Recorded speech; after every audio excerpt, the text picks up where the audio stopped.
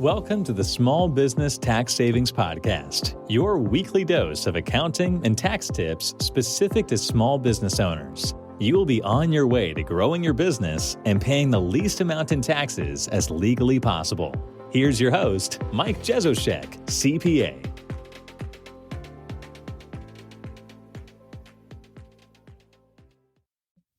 Hello and welcome back to another episode.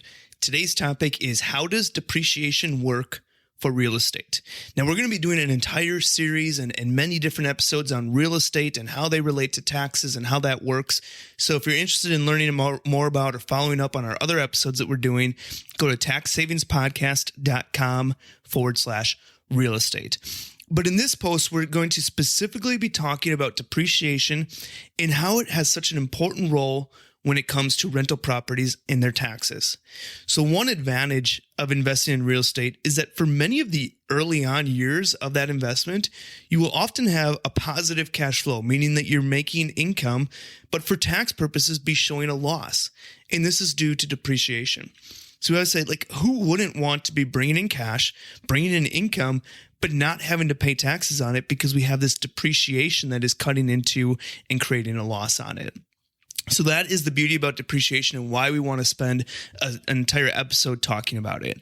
So first, let's talk about what parts of rental real estate can be depreciated. Basically, everything can be depreciated in a rental property investment except for raw land. So this includes things like the building, the flooring, appliances, sinks, driveways, landscaping. Basically, everything can be depreciated with that investment in a rental property except for the raw land. So basically what you will need to do is you'll need to find the value of the raw land versus everything else. And obviously the goal is to assign as much value as possible to the building and improvements versus the land because those items are depreciable. Now, the IRS recommends that you use the local property tax assessment to determine what that land value is. But you also have the option of using your own appraisal or replacement cost to determine values as well. It's just important that you have a reasonable basis to back up whatever allocation that you go with. So if you determine that, the local property tax assessment is not a good assessment of kind of what the raw land value is, that's fine. Just make sure you have a basis and backup proof to back that up. And you might want to reach out to an appraiser or something like that if you're kind of questioning these items. So let's talk about what is the depreciable life for a real estate investment. So how do we depreciate a real estate investment? And generally stating, you would depreciate a rental property over 27 and a half years if it's a residential property or 39 years if it's a non-residential property. Now, with that being said, you are able to, if you're able to break down certain parts of the property, you can likely depreciate it sooner.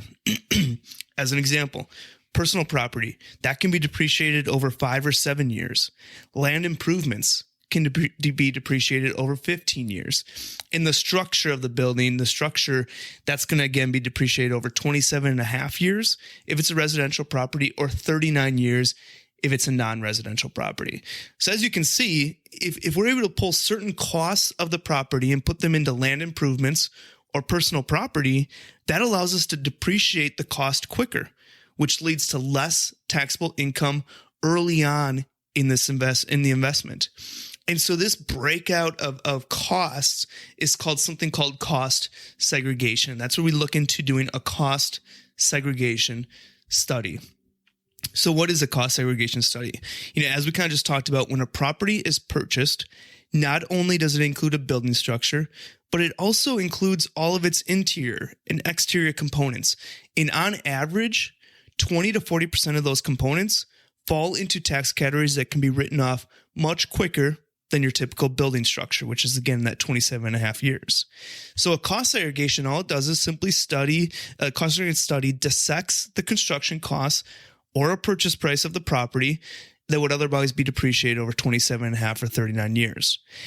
And the primary goal of a cost segregation study is to identify all property-related costs that can be depreciated quicker over 5 years, 7 years, 15 years.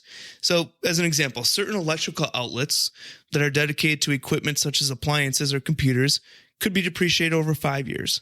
And we actually did an entire blog post and podcast episode on cost segregation studies with a partner of ours that handles these. So if you're interested in learning more about those, check that out. We'll have a link to that in the show notes of that episode that we did there. But essentially, the process that they take in a cost segregation study is a couple different steps. First, they're going to divide the land between raw land and land improvements. And the more you can get into land improvements means that you can depreciate that over 15 years. Then they're going to divide the building into a structure and personal property. And the more that we can move to personal property means that you can depreciate that over 5 to 7 years. Then the remaining structure items would just be depreciated over the typical 27 and a half or 39 years.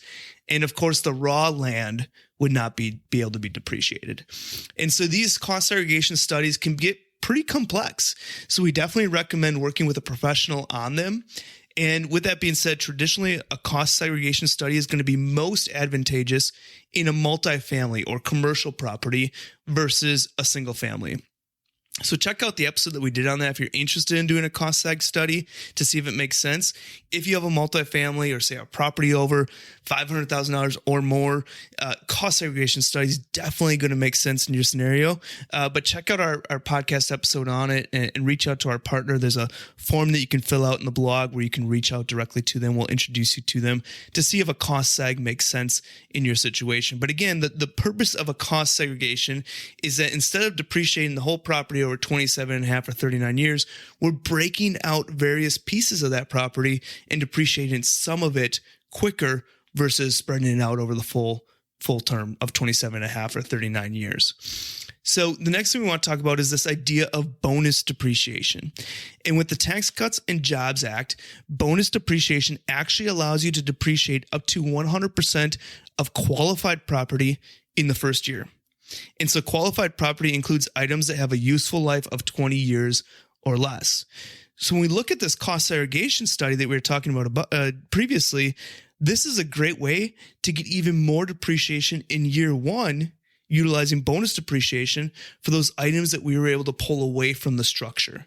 So not only now we don't have to worry about 5 to 7 years, we might be able to get even more in year one. And so for items, now one thing to note on bonus depreciation is that the law currently states that amount that's allowed to be used for bonus depreciation is going to be going down.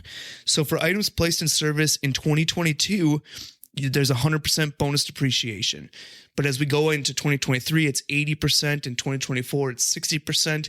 And so on. So eventually, items placed in service and under current law in 2027, there's going to be no bonus depreciation available, but Section 179 expensing will still be available. So let's kind of put numbers to an example. I think this will help make sense of some of this. Let's imagine that you purchased a $500,000 multifamily rental in 2022. And let's say $100,000 of that was allocated to raw land and $400,000 of that was allocated to the building or the structure. So in this example, the $100,000 allocated to land, we know it will not be able to be depreciated, but the $400,000 related to the building, we would depreciate over 27 and a half years. So that would be roughly $18,000 or so in depreciation per year. So again, we're just taking that raw land out, not depreciable, and then the $400,000 that's remaining, we depreciate over 27 and a half years for roughly $18,000 in depreciation per year.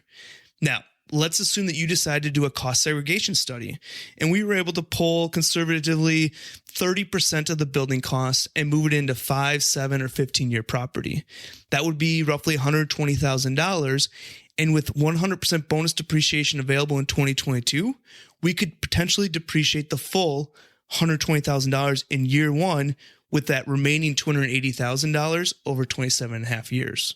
So when we look at a cost seg study, we have first year depreciation of, instead of roughly $18,000, now we're looking at roughly $130,000 by utilizing a cost segregation study and bonus depreciation.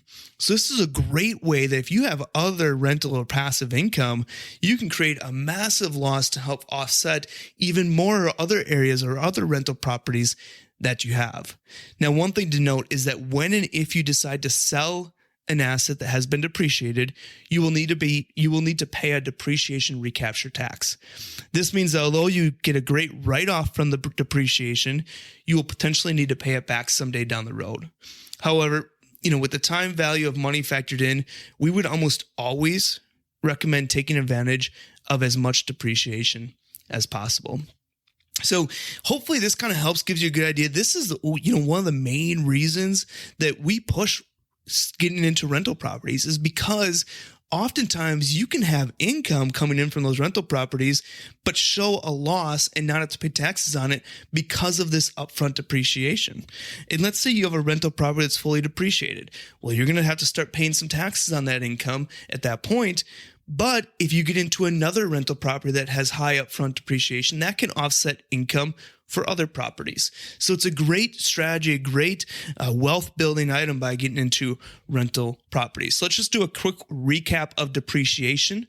Again, when we look at a rental property, everything can be depreciated in a rental property investment except for raw land. So we need to make sure initially we take raw land versus structure out. Raw land cannot be depreciated, but the structure and building and land improvements, etc., can be.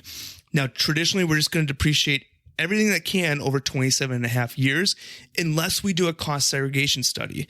If we do a cost segregation study, then we're going to start to pull out things from that depreciable amount into personal property, which is depreciated over 5 or 7 years, and land improvements, which is depreciated over 15 years. And then whatever is left over, again, we're just going to depreciate over that 27 and a half or 39 years if it's a non-residential property. So a cost segregation study can be super beneficial for those that are looking to, bring in that upfront investment, create higher depreciation early on in that investment life cycle. Now, again, traditionally, we're not going to see a cost segregation study too often with a single family home, but it usually is going to be most advantageous in multifamily or commercial properties. So reach out to our partner on that if you're interested to say, hey, does this make sense to me? They'll let you know. They'll help you out with that and see if it makes sense. Bonus depreciation on top of a cost segregation study can get even more expenses in year one versus 5 or 7 years. So bonus depreciation, at least for 2022, is a great option. Again, bonus depreciation under current law is going to start going down as we get into year 2023 and 2024. But definitely check that out. And just again, as an example, let's say we took a $500,000 multifamily rental property, and let's say we separate that out. $100,000 of that is raw land, not depreciable, but $400,000 is allocated to the building and the improvements and everything else. That $400,000 traditionally we would depreciate over 27 and a half years and get roughly $18,000 of depreciation per year. If we did a cost segregation study of that $400,000, we'd pull different amounts out of it and depreciate it quicker, which allows us to increase that depreciation in the early years because we're depreciating some of that property, some of that investment quicker than the full 27 and a half years. So hopefully that was helpful. Again, we're going to be doing a whole series, a bunch of episodes on real estate taxes, how they're taxed and the various differences of it, because real estate traditionally is going to be taxed much different than, say, your normal business type income. So if you're interested in learning more about the other topics that we have, go to taxsavingspodcast.com/real estate.